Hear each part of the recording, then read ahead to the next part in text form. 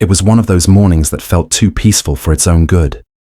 Birds were chirping, sunlight filtering through my blinds, until a thunderous crunch tore through the quiet. For a second I thought it was an earthquake, but when I ran outside in my slippers, I saw it.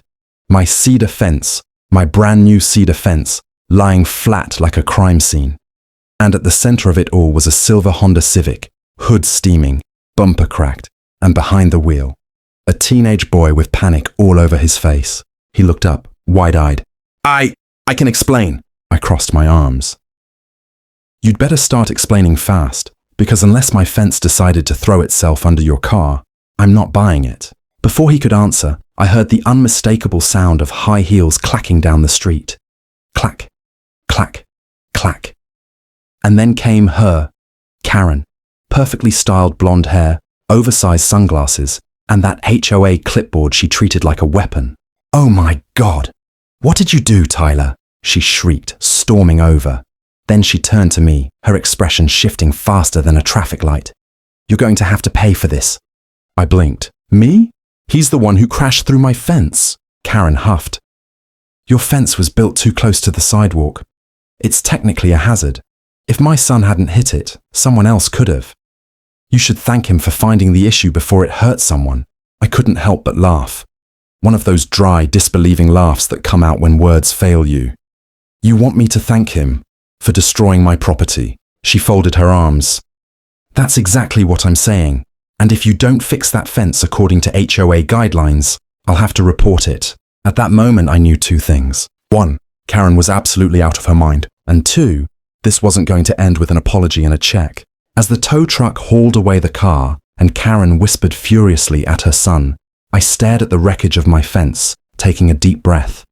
The smell of splintered cedar mixed with exhaust fumes filled the air. I wasn't just angry, I was insulted. Karen wanted a war. Fine, I'd play her game, but by my rules. And when I was done, she'd wish her son had just driven into a brick wall instead. The next morning, I woke up to a neatly folded notice on my doorstep.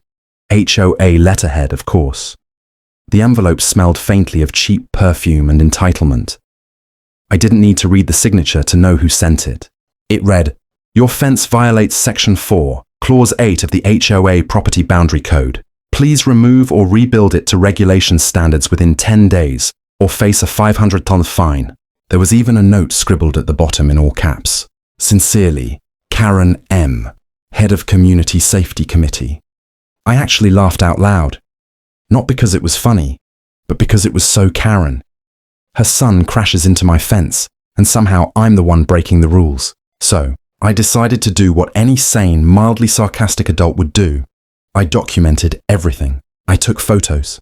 Every splinter, every skid mark, even the leftover paint chips from Tyler's Honda. I printed copies, time-stamped them, and put them in a neat folder labeled The Karen Files. That afternoon, as I was sweeping debris from the yard, Karen strutted over like she owned the place. Her sunglasses reflected my broken fence, her lips pursed in that permanent scowl. Still haven't started fixing it? She asked, feigning innocence. I'm waiting to hear back from the police report, I said evenly. She snorted. Police? Really? It was an accident. My son doesn't need his record ruined because you can't take responsibility for a poorly placed fence. I looked her dead in the eye. Your son drove through it, Karen. The only thing poorly placed here was his foot on the gas pedal. Her jaw tightened. I'll have the HOA handle this. Oh, I'm counting on it. That evening, as the sun went down, I got a call from Officer Davis, the one who'd responded to the crash. Hey, just confirming, he said. Your neighbor's kid admitted he lost control while texting. We filed it as driver negligence. Appreciate the update, officer, I replied, already grinning. The next day, I printed the report, attached the photos, and hand-delivered them straight to the HOA office, where Karen was in the middle of a meeting, lecturing someone about mailbox paint colors. When she saw me drop the folder on the table, she froze. What's this? She asked. I smiled. Evidence. The room went silent. Karen's face drained of color as I calmly explained everything in front of the board. Every word, every lie, every threat.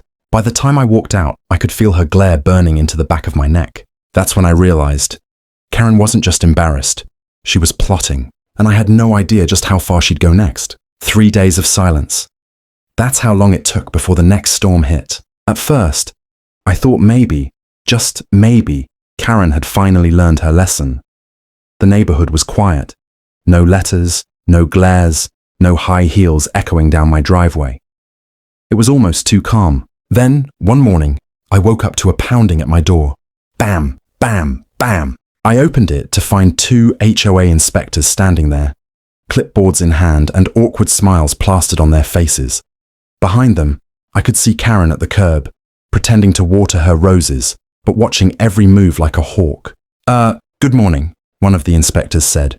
We received several complaints about property code violations. We just need to take a quick look around. I blinked. Complaints? From who? They exchanged glances. Anonymous. Of course, anonymous. They inspected everything. My mailbox, my trash bins, even the color of my garden hose. One of them leaned over and whispered, "I'm sorry, man.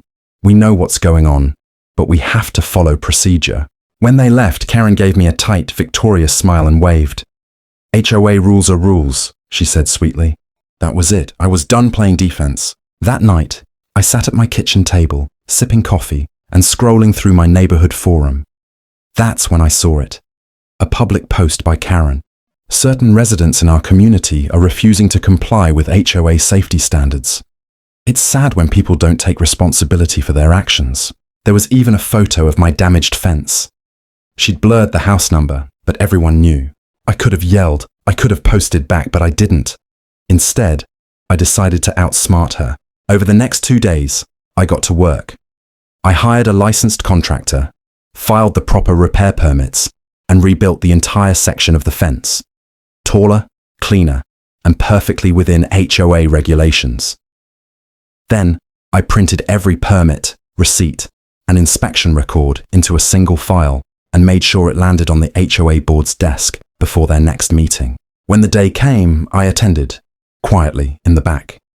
Karen was there, smiling like she already knew she'd won something.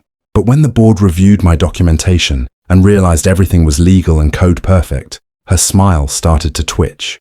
"Actually," one board member said, clearing his throat, "it seems Karen's earlier violation reports were unfounded. In fact, they may have been retaliatory." Karen's mouth fell open. "That's absurd! He's manipulating you all!" I stood up slowly. "Or maybe you just don't like losing, Karen." The board turned toward her, whispering. The words ethics review and temporary suspension floated in the air. Karen's face turned red. "This isn't over," she hissed as she stormed past me. I smiled. Oh, I'm counting on it, because something told me she wasn't going down without a fight. A week passed. The fence stood proudly rebuilt, smooth cedar panels catching the sunlight, stronger than ever. Neighbors complimented it as they walked by. I could tell they'd heard the story. In this HOA, gossip traveled faster than Wi-Fi. Karen, however, had vanished.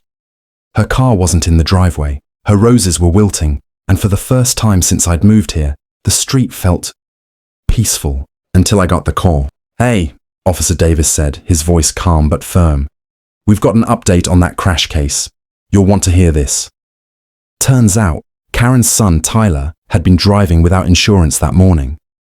Karen had filed a false statement claiming the accident happened on private property to dodge responsibility. The insurance company found my police report and photos, my beautiful, time-stamped Karen files, and launched an investigation. And just like that, it all unraveled. 2 days later, I saw the moving truck parked in front of Karen's house. She was on the porch, phone pressed to her ear, pacing like her world was collapsing. Tyler stood by the car, eyes down, stuffing clothes into a box. I walked over, hands in pockets. "Need a hand?" She shot me a glare sharp enough to cut glass. "You ruined us!" she spat. I shook my head slowly. "No, Karen, you did that all by yourself." For a moment, she didn't say anything. Then, with a bitter laugh, she muttered, "This whole neighborhood's toxic." "Funny," I said. "It got a lot quieter since you stopped talking." Her jaw clenched, but she didn't reply. The movers loaded the last box, the truck door slammed shut, and just like that, she was gone. Days later, a letter arrived from the HOA board. It wasn't another fine or warning or complaint. It was a formal apology. After review, We've concluded that the previous reports filed against you were unjustified. The HOA will be covering half the cost of your fence repairs. Thank you for your patience and professionalism." I couldn't help but smile. It wasn't about the money, it was about the principle. That evening, I sat on my porch, coffee in hand, watching the sun dip behind my brand new fence. For the first time in weeks, I could actually hear the birds again. Then, from across the street, my neighbor Linda called out, "Hey, so Karen finally moved out, huh?" I chuckled. "Yep. Guess she finally hit a wall she couldn't crash through." Linda laughed. "You really made her pay the price, didn't you?" I looked at my fence, solid and unbroken. "No," I said quietly, with a smirk. "Karma did that for me."